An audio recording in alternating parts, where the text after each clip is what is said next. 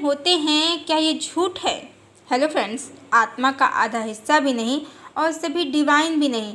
इस वीडियो में हम बता चुके हैं कि किस प्रकार पूर्णमिदं मंत्र के अनुसार पूर्ण परमात्मा से उत्पन्न हर जीवात्मा पूर्ण होती है। हर जीवात्मा शिव और शक्ति की ऊर्जा से मिलकर बनी होती है। इस तरह हर जीवात्मा स्वयं में पूर्ण भी होती है, पूर्ण काम भी होती है और स्वयं में ही एक ट्विन फ्लेम भी होती है। शिव और शक्ति की फ्लेम से, संयुक्त फ्लेम से मिलकर बने होने के कारण। और नैनम छिदन्ति शास्त्राणि, श्रीमद् भगवद गीता के श्लोक के अनुसार आत्मा का विभाजन बिल्कुल भी संभव नहीं है। वास्तव में परमात्मा भी पूर्ण है और उनसे उत्पन्न हर चेतना भी परमात्मा की तरह पूर्ण है। परमात्मा और जीवात्मा में बस एक ही सबसे बड़ा अंतर है। परमात्मा मूल चेतना है और हर जीवात्मा, हर फ्लेम मूल चेतना की कॉपी, क्लोन, प्रतिबिंब या छाया है। जो भी जीवात्मा अपना ये सत्य जान जाती है, वो छाया से, प्रतिबिंब से मुक्त होकर मूल चेतना बन जाती है, या वो मूल चेतना है। वो इस रहस्य को जान जाती है जो मोक्ष की स्थिति है। और कोई भी फ्लेम हो, सभी पूर्ण होती हैं, शिव शक्ति का पूर्ण काम रूप होती हैं।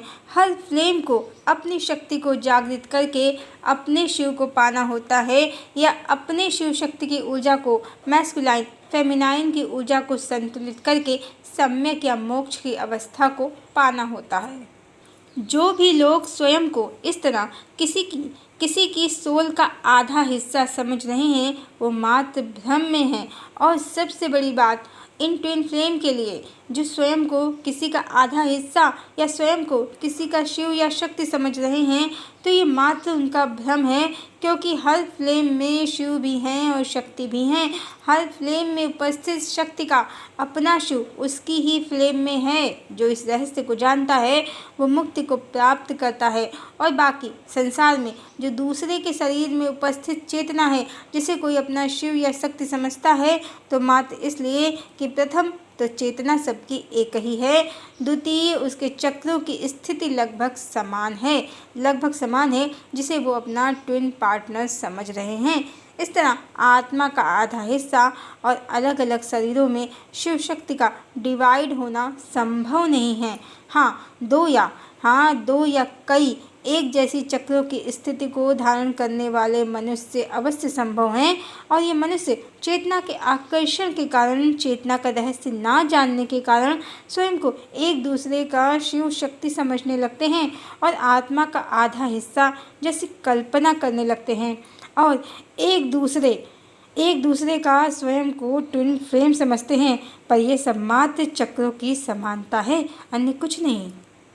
और राधा कृष्ण, सीताराम, शिव पार्वती स्वयं मूल चेतना के नाम हैं, जहाँ राधा या पार्वती या सीता स्वयं शक्ति तत्व हैं और राम या कृष्ण या शिव स्वयं शिव तत्व हैं। वो हर फ्लेम की उत्पत्ति का परम कारण हैं, ना कि समान चक्रों वाली फ्लेम।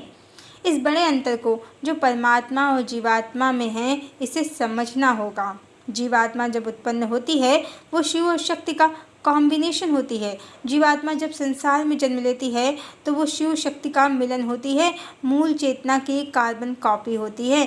पर मूल चेतना या परमात्मा जब माया के जगत में जन्म लेते हैं, तो पहले तो वो अनादि और अजन्मे हैं, दूसरे माया के जगत में वो मूल चेतना पूरी तरह सीधे सीधे नहीं जन्म ले सकती। बस इसीलिए परमात्मा की शिव शक्ति की ऊर्जा स्त्री और पुरुष का शरीर धारण कर लेती है, और यहाँ परमात्मा का उनका स्त्री से विरह हो जाता है, जो भृगु ऋषि के भगवान विष्णु को श्राप का परम रहस्य है।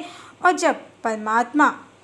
जब परमात्मा के माया के जगत में सारे कार्य, जैसे दुष्टों का नाश और धर्म की स्थापना पूर्ण हो जाते हैं, सारे कार्य पूर्ण हो जाते हैं, तो शिव में शक्ति समा जाती हैं और परमात्मा निराकार में पुनः अपनी देवी से संयुक्त और पूर्ण काम हो जाते हैं। इस तरह देवी राधा श्री कृष्ण का स्वयं शक्ति तत्व है, और जो उनमें निराकार में सदा स्थित हैं, बस मिथ्या जगत में विरा हुआ है। इस तरह ट्विन फ्लेम कॉन्सेप्ट उस तरह से गलत है जैसे समाज समझ रहा है। पर समान चक्रों को लगभग समान चक्रों को धारण करने वाली जीवात्माएं होती हैं, ये झूठ बिल्कुल भी नहीं है। इनमें चेतना का आकर्षण होता है, ये झूठ बिल्कुल भी नहीं है। और हर चेतना या हर जीवात्मा स्वयं ही शिव की शक्ति या शक्ति के शिव होती है, ये भी परम सत्य है। वो दूसरी जीवात्मा से नहीं, स्वयं के शिव और शक्ति की मर्जिंग से ही मोक्ष प्राप्त करेगी, ये भी सत्य है, परम सत्य है। और समान चक्रों की स्थिति को धारण करने वाली जीवात्माएं स्वयं को जो ट्विन फ्लेम समझती हैं, तो ये ट्विन फ्लेम का सत्य है, ना कि चेतना या आत्मा का आधा हिस्सा होता है। मात्र चक्रों की समानता ही ट्विन फ्लेम का होना है। और बहुत सी जीवात्माएं होती हैं जिनके चक्रों की पोजीशन या स्थिति लगभग समान होती है। ये असुर, सुर, गंधर्व, नाग हर तरह की ऊर्जा में पाई जाती हैं। असुर, नाग और गंधर्व क्रमशः चेतना की निम्नतम स्थिति हैं और सुर उच्चतम स्थिति है। और जो सूर्य देवताओं की ऊर्जा के ट्विन फ्लेम होते हैं, वो ही ऋषि या संत डिवाइन सोल होते हैं। ये लगभग मुक्त होते हैं, पर परमात्मा में विलीन न होने के कारण मुक्त होकर भी अस्तित्व में होते हैं। इस तरह के ट्विन फ्लेम में हम सप्त ऋषियों में महर्षि वशिष्ठ और उनकी पत्नी अरुंधति को समझ सकते हैं।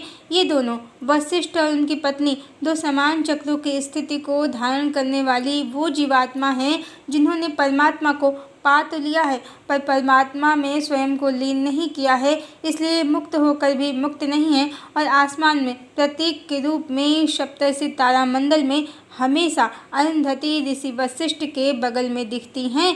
उन्हें महान पतिव्रता स्त्रियों में गिना जाता है।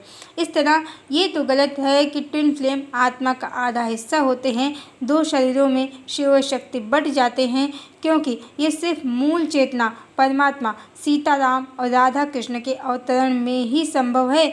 बाकी हर जीव शिव और शक्ति का कॉम्बिनेशन होता ही है। ट्विन फ्लेम समान चक्रों को धारण करने वाली जीवात्माएं होती हैं जो ऊर्जा के स्तर पर, आत्मिक जागृति के स्तर पर सुर, नाग, गंधर्व या असुर होती हैं। इनमें जो चेतना के तल पर जागृत होते हैं वो ही डिवाइन को प्राप्त कर पाते हैं और वो ही अपने ट्विन पार्टनर को प्राप्त कर पाते हैं, जिसका स्पष्ट उदाहरण महर्षि वशिष्ठ और देवी अरुंधति हैं। बाकी नाग, गंधर्व और असुर की ऊर्जा को कैरी करने वाले जो पूरी तरह से जागृत नहीं हैं, जिन्होंने डिवाइन को पूर्ण रूप से सही से प्राप्त नहीं किया है, वो कर्मों के अनुसार मिलते और बिछड़ते रहते हैं। पर परमात्मा इनसे पूरी तरह भिन्न है। उनका एक बार हर जन्म में विरह होता ही है, दीर्घकालीन, जो मृत्यु पर्यंत चलता ही है, क्योंकि ये विरह ही उनके उस लोक में, परम लोक में मिलन का कारण बनता है। कारण हमें जिसकी कामना जीवन पर्यंत हो, वही हमारी मृत्यु उपरांत गति होती है।